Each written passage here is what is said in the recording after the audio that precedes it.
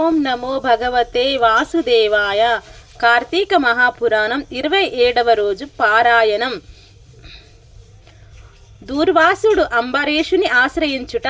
మరల అత్రి మహాముని అగర్సునకిట్లు వచించెను. కుంభసంభవ, ఆ శ్రీహరి దూర్వాసుని ఎంతో ప్రేమతో చేరదీసి ఇంకను ఇట్లు చెప్పెను. ఓ దూర్వాసముని, నీవు అంబరీషును శపించిన విధముగా ఆ 10 జన్మలు నాకు సంతోషకరమైనవే.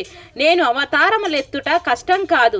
నీవు తపశ్శాలివి, నీ మాటలకు విలువ ఇవ్వవలెను గాన అందులకే నేను అంగీకరించి తిని.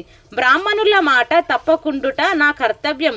నీవు అంబరీషుని ఇంట భుజింపక వచ్చినందుకు అతడు చింతాక్రాంతుడై బ్రాహ్మణ పరివృత్తుడై ప్రయోపవేశమనర్పించినాడు. ఆ కారణం వలన విష్ణు చక్రం నిన్ను బంధింపబూనెను. ప్రజారక్షణమే రాజధర్మం, కానీ ప్రజాపీడనం కాదు. ఒక బ్రాహ్మణుడు దుష్టుడైనచో వానిని జ్ఞానులకు బ్రాహ్మణులే శిక్షింపవలను.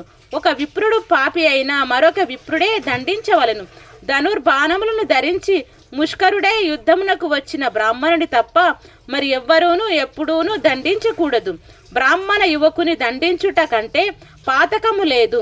విప్రుని హింసించువాడును హింసింపబడ చేయువాడును బ్రాహ్మణ హంతకులకు న్యాయశాస్త్రములు ఘోషిస్తున్నవి. బ్రాహ్మణుని సిగబట్టి లాగిన వాడును, కాలితో తన్నిన వాడును, విప్రద్రవ్యములు హరించు వాడును, బ్రాహ్మణుని గ్రామము నుండి తరిమిన వాడును, విప్ర పరిత్యాగమనరించిన వాడును బ్రహ్మహంతకులై అగుదురు. కాన ఓ దుర్వాస మహర్షి, అంబరీషుడు నీ గురించి తపశ్శాలియు విప్రోత్తముడును అగు దుర్వాసుడు నా మూలమున ప్రాణ సంకటం పొందుచున్నాడు. అయ్యా, నేను బ్రాహ్మణ హంతకుడనైతే అని పరితాపం పొందుచున్నాడు. కాబట్టి నీవు వేగమే అంబరీషుని కడకేగుము. అందువలన నీవు భయములకు శాంతి లభించును అని విష్ణువు దుర్వాసునకు నచ్చజెప్పి అంబరీషుని వద్దకు పంపెను. ఇట్లు స్కంద పురాణంతర్గత వశిష్ఠ ప్రోక్త కార్తీక మహత్యము 27వ రోజు పారాయణం సంపూర్ణం. సర్వం శ్రీ లక్ష్మీనారాయణార్పణమస్తు.